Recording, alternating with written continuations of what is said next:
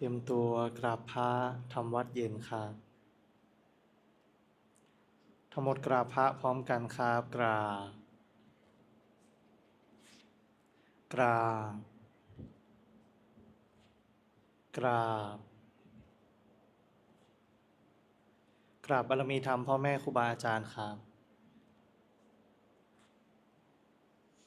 ทั้งหมดกล่าวคำบูชาพระรัตนตรัยพร้อมกันครับอิมินาสการเรนะพุทธังอภิปูชยามะอิมินาสการเรนะธัมมังอภิปูชยามะอิมินาสการเรนะสังฆังอภิปูชยามะอะระหังสัมมาสัมพุทโธภควาพุทธังภควันตังอภิวาเทมิสวากขาโตภควตาธัมโม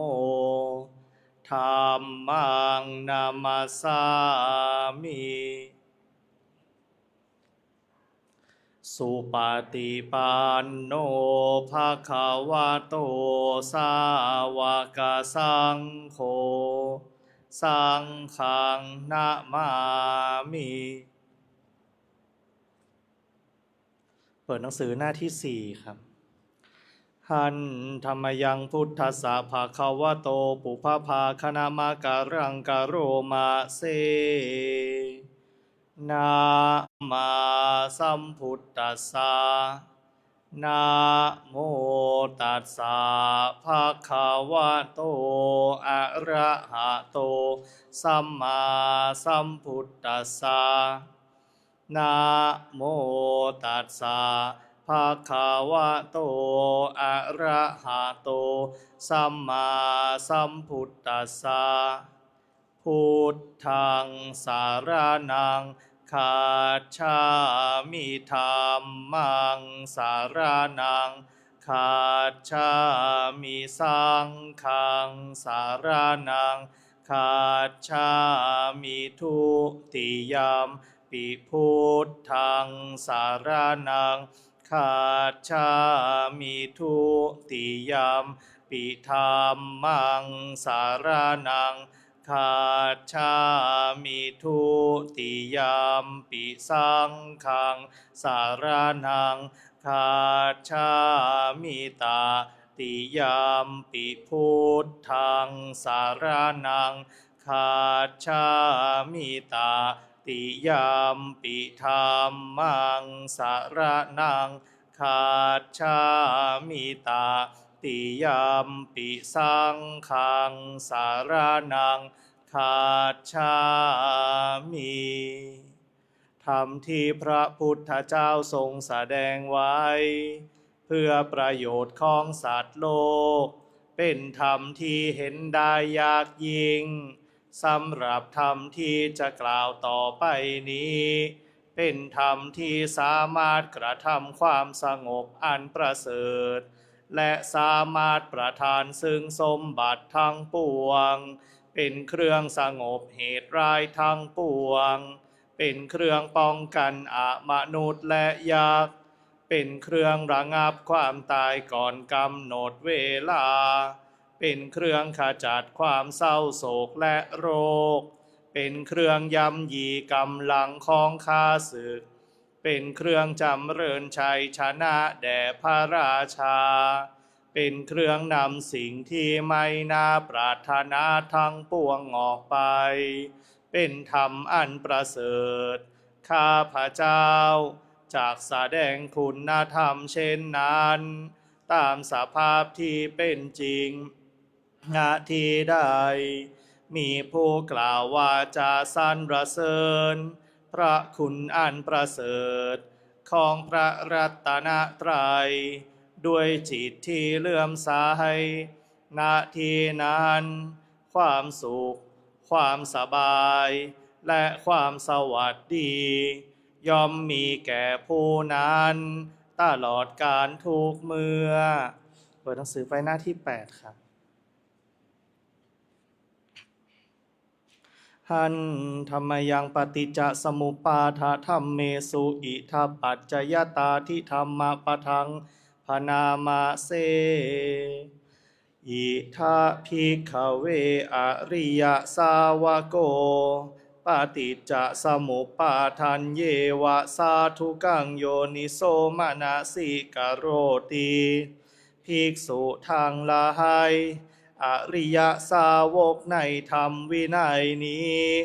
ย่อมกระทำไว้ในใจโดยแยบคายเป็นอย่างดีซึ่งปฏิจจสมุปบาทนั่นเทียวดังนี้ว่า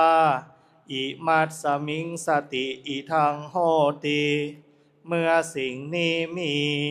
สิ่งนี้ย่อมมีอิมัตสุปาทาอิทังอุปัชชติ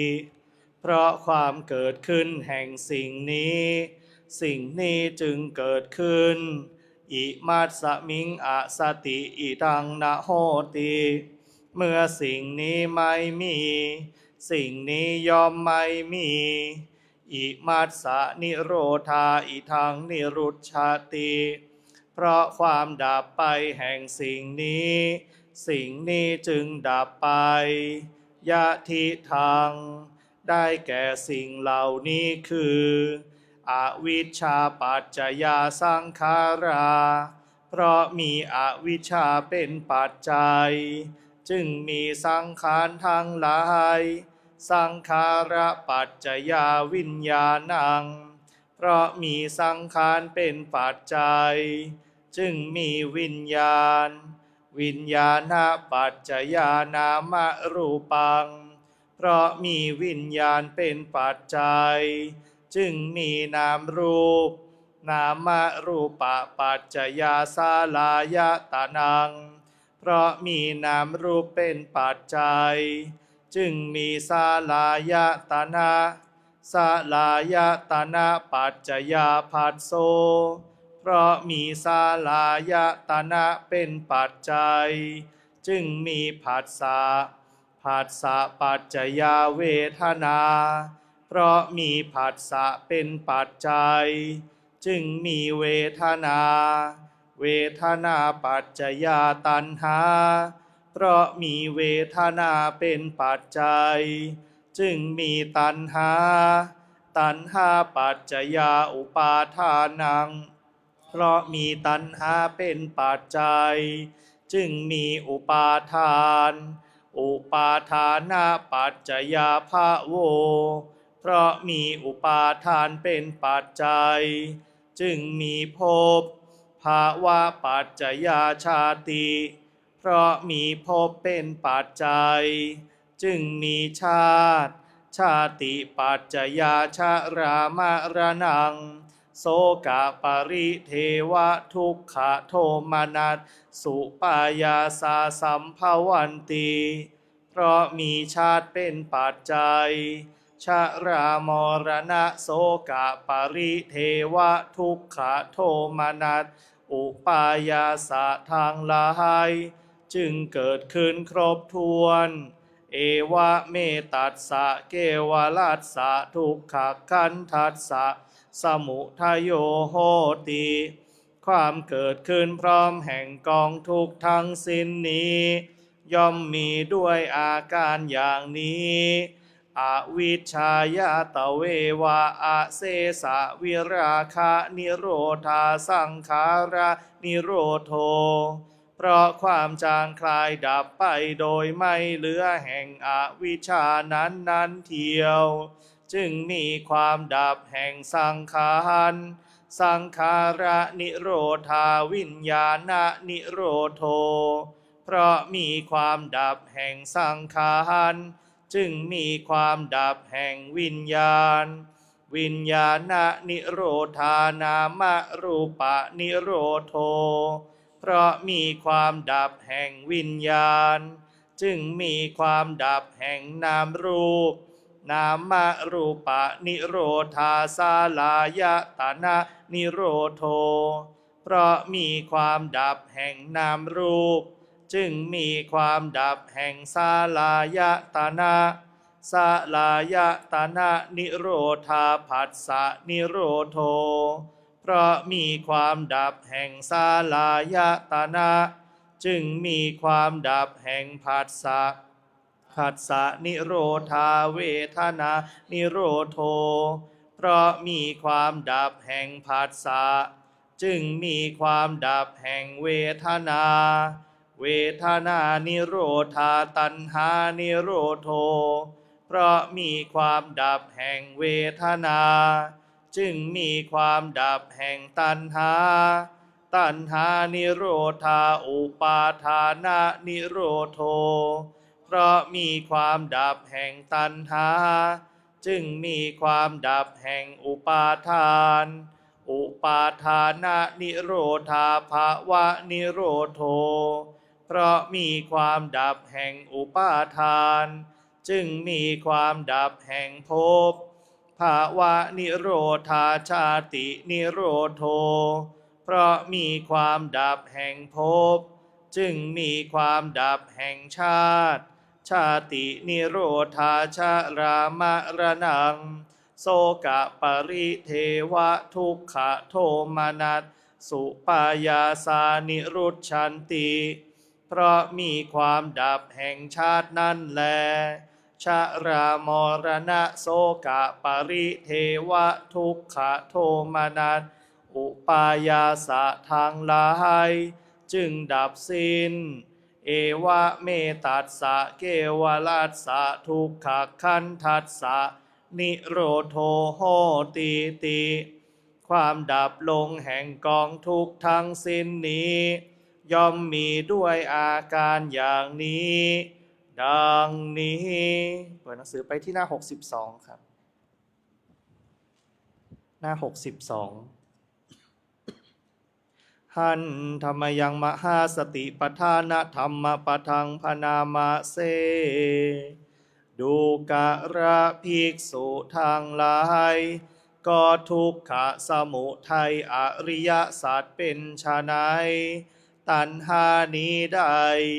อันมีความเกิดอีกประกอบด้วยความกำหนัดด้วยอำนาจความเพลิดเพลินเพลินยิ่งนักในอารมณ์นั้นคือกามตัณหาภาวะตัณหาวิภาวะตัณหาดูกะระภิกษุทั้งหลายก็ตัณหานี้นั้นเมื่อจะเกิดย่อมเกิดในที่ไหนเมื่อจะตั้งอยู่ย่อมตั้งอยู่ในที่ไหนที่ได้เป็นที่รักที่เจริญใจในโลกตัณหานั้นเมื่อจะเกิดย่อมเกิดในที่นี้เมื่อจะตั้งอยู่ย่อมตั้งอยู่ในที่นี้อะไรเป็นที่รักที่เจริญใจในโลก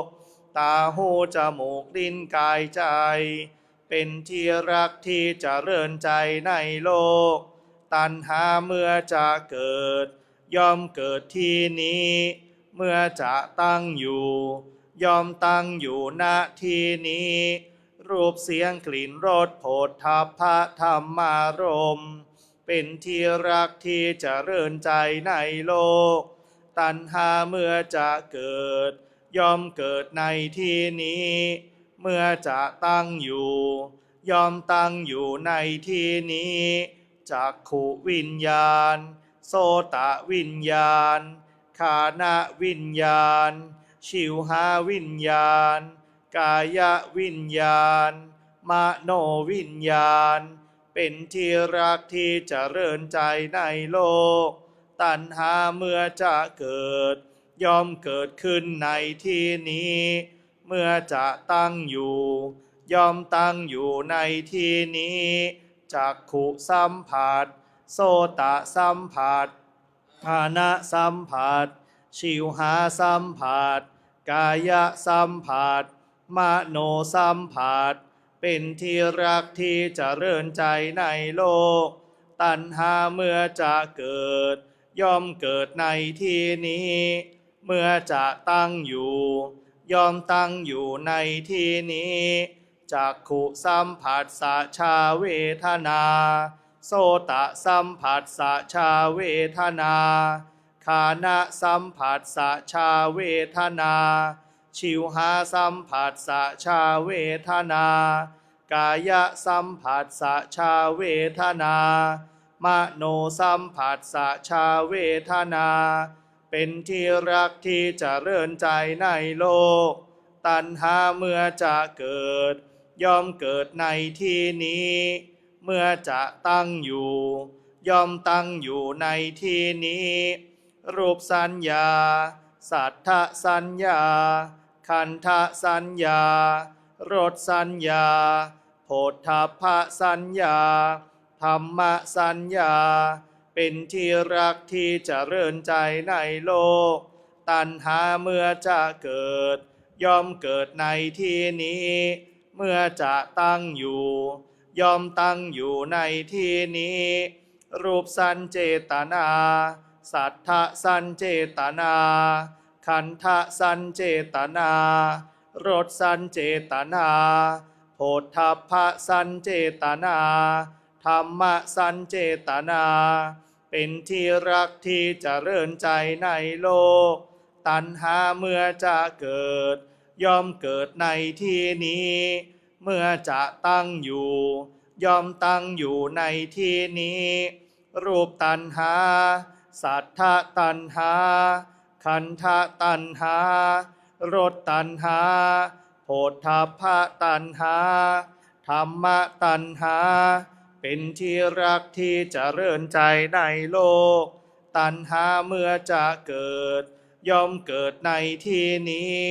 เมื่อจะตั้งอยู่ย่อมตั้งอยู่ในที่นี้รูปวิตกสัทธวิตกขันธวิตกรสวิตกโผฏฐัพพวิตกธรรมวิตกเป็นที่รักที่เจริญใจในโลกตัณหาเมื่อจะเกิดย่อมเกิดในที่นี้เมื่อจะตั้งอยู่ย่อมตั้งอยู่ในที่นี้รูปวิจารสัทธวิจารขันธวิจารรสวิจารโผฏฐัพพวิจารธรรมวิจารเป็นที่รักที่เจริญใจในโลกตัณหาเมื่อจะเกิดย่อมเกิดในที่นี้เมื่อจะตั้งอยู่ย่อมตั้งอยู่ในที่นี้ดูกระภิกษุทั้งหลายอันนี้เรียกว่าทุกขสมุทัยอริยสัจดูกระภิกษุทั้งหลายทุกขนิโรธอริยสัจเป็นไฉนความสำรอกและความดับโดยไม่เหลือความสละความส่งคืนความปล่อยวางความไม่มีอาลัยในตัณหานั้นก็ตัณหานั้นเมื่อบุคคลจะละย่อมละเสียได้ในที่ไหนเมื่อจะดับย่อมดับในที่ไหนที่ใดเป็นที่รักที่เจริญใจในโลกตัณหานั้นเมื่อบุคคลจะละย่อมละเสียได้ในที่นี้เมื่อจะดับย่อมดับในที่นี้อะไรเป็นที่รักที่เจริญใจในโลกตาหูจมูกลิ้นกายใจเป็นที่รักที่เจริญใจในโลกตัณหาเมื่อบุคคลจะละย่อมละเสียได้ในที่นี้เมื่อจะดับย่อมดับในที่นี้รูปเสียงกลิ่นรสโผฏฐัพพะธรรมารมณ์เป็นที่รักที่เจริญใจในโลกตัณหาเมื่อบุคคลจะละย่อมละเสียได้ในที่นี้เมื่อจะดับย่อมดับในที่นี้จักขุวิญญาณโสตวิญญาณ ขานะวิญญาณชิวหาวิญญาณกายวิญญาณมโนวิญญาณเป็นที่รักที่เจริญใจในโลกตัณหาเมื่อบุคคลจะละย่อมละเสียได้ในที่นี้เมื่อจะดับย่อมดับในที่นี้จักขุสัมผัสโสตสัมผัสฆานะสัมผัสชิวหาสัมผัสกายสัมผัสมโนสัมผัสเป็นที่รักที่เจริญใจในโลกตัณหาเมื่อบุคคลจะละย่อมละเสียได้ในที่นี้เมื่อจะดับย่อมดับในที่นี้จักขุสัมผัสสะชาเวทนาโสตสัมผัสสะชาเวทนาฆานะสัมผัสสะชาเวทนาชิวหาสัมผัสสะชาเวทนา